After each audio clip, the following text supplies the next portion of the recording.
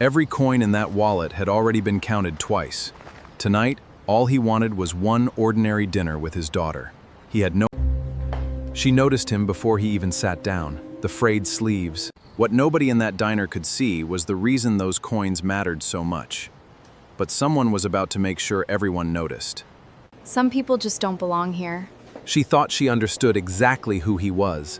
She had no idea that within the next few minutes, and in 1 second, everything the waitress thought she knew about this man was about to shatter. Because what fell from that wallet... If you have ever been judged for something you couldn't control, this story is going to hit you right in the chest. And if it does, do us a favor and hit that like button and subscribe, because stories like this one deserve to be seen by more than just the people scrolling past them. Stay until the end, because what this waitress discovers about the quiet man in the worn gray hoodie will change the way you look at every stranger you pass on the street. The bell above the door of the Sunny Corner Diner jingled softly as Daniel Carter stepped inside, holding his daughter Lily's small hand. It was a Tuesday evening in early October, the kind of evening where the sky turns a bruised orange and the wind carries the first real chill of autumn.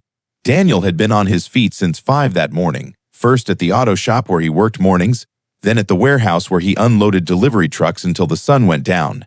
His back ached. His left leg, the one that had been replaced with a titanium prosthetic 3 years earlier, throbbed the way it always did after a long shift. But none of that mattered right now, because tonight was Lily's 7th birthday, and he had promised her pancakes. He hadn't been able to afford a party. He hadn't been able to afford presents beyond a small stuffed rabbit he'd found on sale. But he could afford this, one dinner at a real diner where his daughter could sit in a booth and order whatever she wanted off the menu and feel, for one evening, like an ordinary happy kid instead of a girl whose mother had died 2 years ago and whose father worked 2 jobs just to keep the lights on. Lily practically skipped to the booth by the window, her yellow sundress swishing around her knees, her braids bouncing. "Can I get the chocolate chip pancakes, Daddy? The big stack?" she asked, sliding into the vinyl seat. "Whatever you want, birthday girl," Daniel said, easing down across from her, wincing slightly as his prosthetic knee adjusted to the booth's low seat. He picked up the laminated menu, and as he scanned the prices, he felt that familiar tightening in his stomach. The big stack was $11. A side of bacon was another $4. He did the math in his head, the same quiet arithmetic he did everywhere he went now. Rent, insurance copays, the electric bill, the money he was still setting aside every week for Lily's future, no matter how small the amount. He didn't notice the waitress watching him from behind the counter. Rachel had been working at the Sunny Corner Diner for almost 2 years, long enough to think she had people figured out. She noticed the frayed cuffs of Daniel's hoodie, the scuff marks on his boots, the way he glanced at the menu a little too long before setting it down. She leaned toward her coworker, Denise, who was refilling ketchup bottles nearby. "Table 6, Rachel murmured, not quite as quietly as she thought. "Guy looks like he can barely afford a coffee, dragging his kid in here for a real meal. Bet he stiffs us on the tip." Denise gave a short laugh and shrugged, but didn't say anything back. Rachel smoothed her apron, grabbed her notepad, and walked toward the booth with none of the warmth she usually gave to other tables. She didn't smile when she arrived. She didn't crouch down to greet Lily the way she normally did with children. She simply stood there, pen tapping against the pad, waiting. "What can I get you?" she said, more statement than question. Daniel, used to being underestimated, didn't notice the coldness at first. He ordered Lily's pancake stack, a small side of eggs for himself, and 2 waters. Rachel wrote it down without a word and walked away, muttering something to Denise that made them both glance back toward the booth and laugh under their breath. Lily, sharper than most 7-year-olds, tugged at her father's sleeve. "Daddy, why is she being mean?" "She's not being mean, sweetheart," Daniel said gently, though something in his chest had started to sink. "She's probably just had a long day." But it got worse. When the food came out 15 minutes later, Rachel set Lily's plate down with a small thud, syrup sloshing dangerously close to the edge, and placed Daniel's plate of eggs in front of him without so much as a glance. She refilled the water at the table beside them twice, but walked past Daniel's empty glass 3 times without stopping. When Lily asked politely for a few extra napkins, Rachel sighed loud enough for the whole section to hear before tossing a small stack onto the table from arm's length.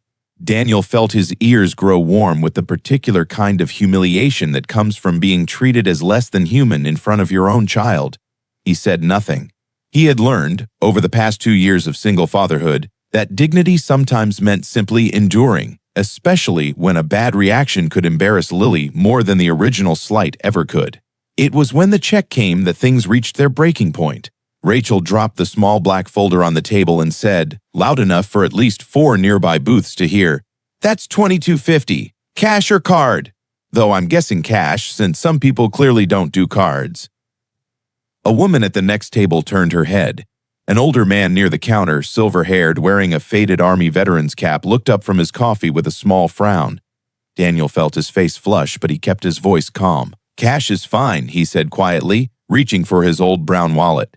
He opened it carefully, the leather so worn at the fold that it had begun to crack, and started counting out bills. A 10, a 5. Then he began counting quarters and dimes from a small plastic bag he kept for exactly these moments, laying them out one by one on the table with careful, practiced patience. Rachel stood over him with her arms crossed, making no attempt to hide her impatience, tapping her foot against the checkered tile. "Wow," she said under her breath, just loud enough. "Really counting out change like it's the Great Depression." A few nearby customers exchanged uncomfortable glances. Lily's small hand found her father's sleeve again, her eyes wide, sensing the tension without fully understanding it. And then, as Daniel reached for one more quarter that had slipped toward the edge of the table, his wallet tipped from his lap and fell open onto the diner floor. Photographs and cards scattered across the black and white tile. A faded photo of a smiling young woman in a hospital gown holding a newborn, a laminated card with military insignia, and a folded, yellowed piece of paper that had clearly been read and refolded 100 times. The silver-haired veteran near the counter rose halfway out of his seat, his eyes locked on the fallen items. Rachel bent down, more out of reflex than kindness, to help gather the scattered contents, and stopped cold when she saw what was in her hand. It was a Purple Heart citation, the paper soft and worn from years of handling, bearing Daniel Carter's full name and a description of actions taken during an overseas deployment, actions that had cost him his left leg below the knee while pulling 2 wounded soldiers from a burning vehicle under fire. Tucked behind it was the photo of the young woman, Daniel's late wife Sarah, holding newborn Lily in a hospital bed just months before the cancer diagnosis that would take her 2 years later. Rachel's throat went dry.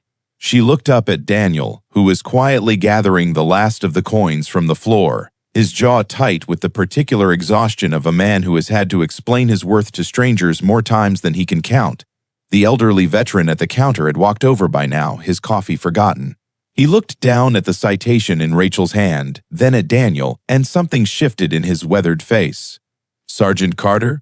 the old man said quietly. "3rd Battalion? I served with a man who spoke about a sergeant who pulled 2 boys out of a burning Humvee outside Kandahar. Lost his leg doing it. That story's been told at every reunion since." The entire diner had gone quiet.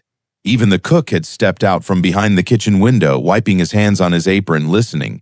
Daniel, embarrassed now for an entirely different reason, simply nodded. "That was a long time ago," he said softly, taking the citation back gently from Rachel's frozen hand and tucking it back into his wallet. "I don't really talk about it." But the old veteran wasn't finished. He turned to the rest of the diner, his voice carrying the kind of authority that silence naturally makes room for. "This man gave a leg so 2 other soldiers could go home to their families. And he's sitting here, tonight, celebrating his daughter's birthday, counting quarters so she can have pancakes." He looked directly at Rachel. "And you're mocking him for it." Rachel felt the eyes of the entire diner shift toward her, and for the first time that evening, the smug confidence drained completely from her face.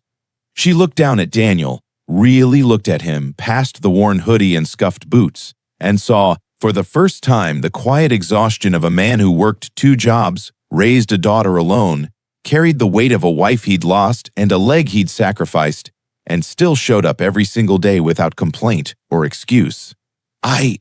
Rachel started, her voice cracking. "I didn't know. I'm so sorry."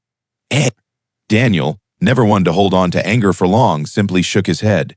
You don't have to know someone's whole story to just be kind to them, he said. Not unkindly, but firmly enough that the words landed. That's kind of the whole point of kindness.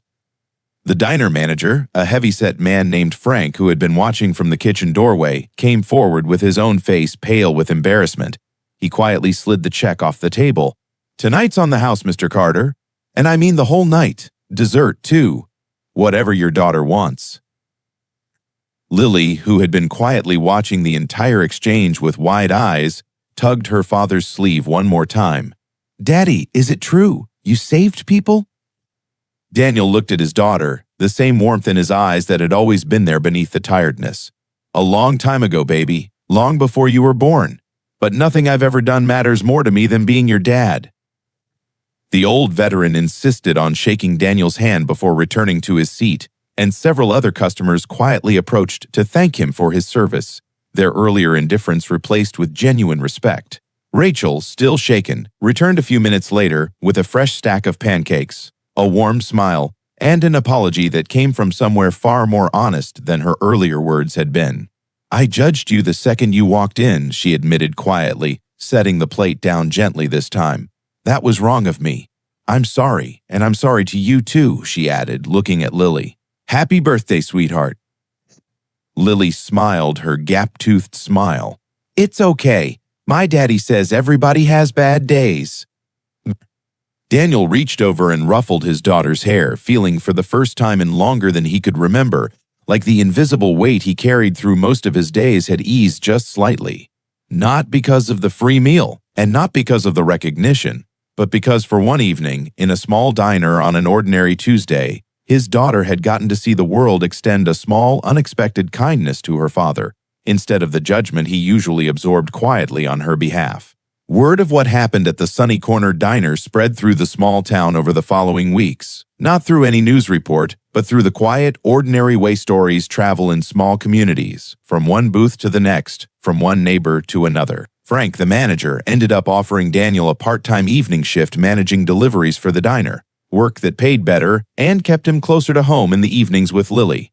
Rachel, to her credit, never forgot the lesson that Tuesday evening had taught her.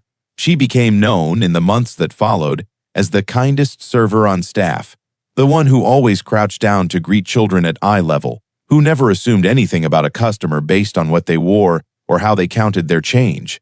As for Daniel, he never sought out recognition, never wanted his story treated as anything more than an ordinary man doing what needed to be done, both on a battlefield years ago and in a diner booth on a Tuesday evening. But every year after that, on Lily's birthday, they returned to the Sunny Corner Diner, and every year, the manager quietly waved away the check, and every year, Rachel made sure their pancakes came out first, extra whipped cream, no charge. The truth, Daniel would tell Lily as she grew older, was never about the medals or the story that had spilled out onto that diner floor. The truth was simpler than that. It was about showing up every day for the people you love, especially on the days when no one else can see how hard you're trying. It was about the fact that dignity doesn't depend on what a stranger thinks of you, and that kindness, when it's finally offered, is worth more than any apology that comes after the fact. And if there is one thing this story leaves behind, it's this. The man counting quarters in front of you at the register might be someone who gave more of himself than you will ever know. Look a little closer before you judge. You might be standing in front of someone's quiet, unrecognized courage.